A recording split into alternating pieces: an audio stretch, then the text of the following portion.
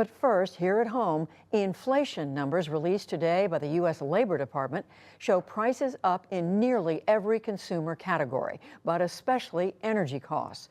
President Biden traveled to the Midwest to explain how his administration is going to try to help ease the pain at the pump for Americans. Soaring inflation, fueled by record-high gas prices, brought President Biden to the heartland today.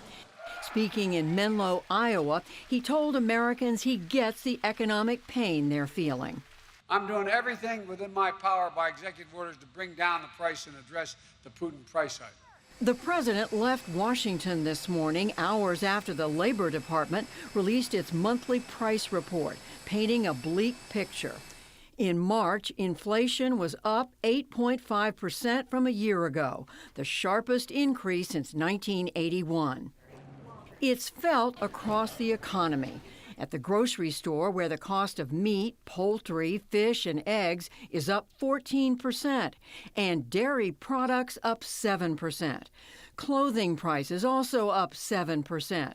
And at the gas station, a stunning 48% increase in the past year. On June 1, you're not going to show up at your local gas station and see a bag over the pump that has the cheapest gas.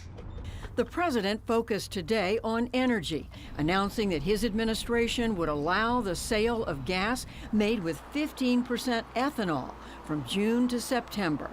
The cheaper blend of gasoline, known as E15, is usually banned in the summer when driving rates peak to prevent air pollution. Even if it's an extra buck or two in the pockets that they fill up, will make a difference in people's lives. Today, the president argued rising costs made worse by Russia's invasion of Ukraine call for emergency action. We need to address this challenge with an urgency that demands. The administration predicts that the use of E15 this summer could save drivers 10 cents per gallon of gas. It remains to be seen how much this move, combined with the release of millions of barrels from the Strategic Petroleum Reserve, will blunt inflation's costly rise. To help explain what's behind these numbers, I'm joined by David Wessel. He's the director of the Hutchins Center on Fiscal and Monetary Policy at the Brookings Institution. David Wessel, welcome back to the NewsHour. So you've been digging into this report, into these numbers. Tell us what you're seeing here beyond, we know the headline is inflation, prices are way up. What are you seeing? Right. So definitely prices are way up, and definitely energy prices are one, but not the only driver of this.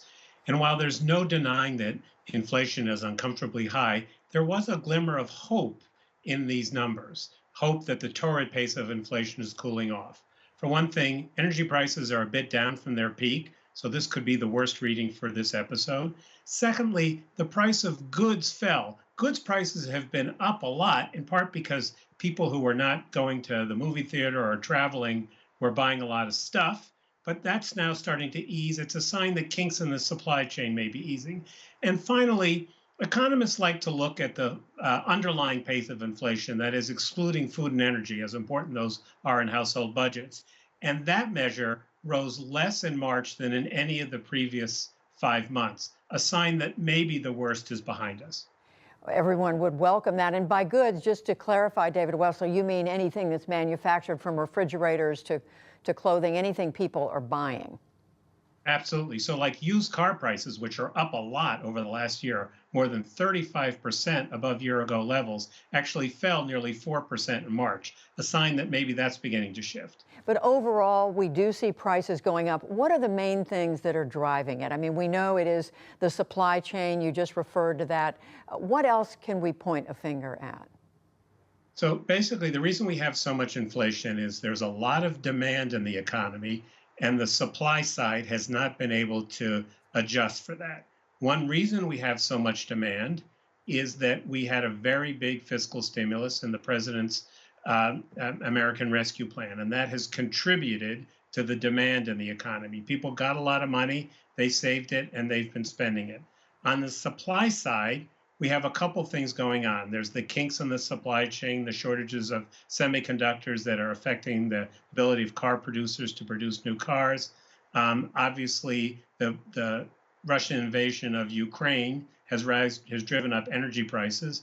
And also, the supply of workers has been somewhat constrained. There are a couple of million people who were in the labor force before the pandemic, and they haven't come back yet. So the reason we have inflation is there's a lot of demand, not enough supply, and that's causing prices to go up. So given all this, how much can President Biden or any of our policymakers, the Federal Reserve, how much difference can they make in taking the edge off of this? So I think taking the edge off is a very good phrase. I'm sure that people who drive a lot are going to appreciate the fact that President Biden has done something that, if the White House is right, will save 10 cents off the price of gasoline.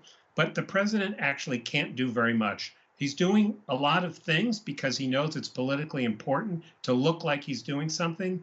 But I don't think any of the things they have done will add up to very much. Interestingly, one thing they could do, but they're reluctant to do, is to repeal the Trump tariffs that are raising the price of imports to the United States. So this is largely going to fall, as it always does, on the Federal Reserve. And the Federal Reserve is going to raise interest rates a lot this year in the hopes of making it harder for people and businesses to borrow and for them to demand less in goods and fewer services, in the hopes that that will help equilibrate the economy and bring down the inflation rate. And I know people are bracing for those higher interest rates. But Dave Wessel, when President Biden points to Vladimir Putin and says so much of this is his fault, how much of that is accurate? Well, there is something to that. But basically, we had an inflation problem before Russia invaded Ukraine. We had too much demand in the economy. We had all these supply problems related to COVID or other things that had nothing to do with Putin's invasion of the Ukraine. But on top of that, now we have the surge in oil prices, the surge in gasoline prices, the surge in food prices that are clearly triggered. So it got started before Putin, but Putin is making it much worse. Gasoline prices were up 18% in March alone, and that's almost entirely because of the Russian invasion of Ukraine. Well, it is. These are sobering numbers, and it's really, really helpful to have this kind of explanation. David Wessel, we thank you. You're welcome.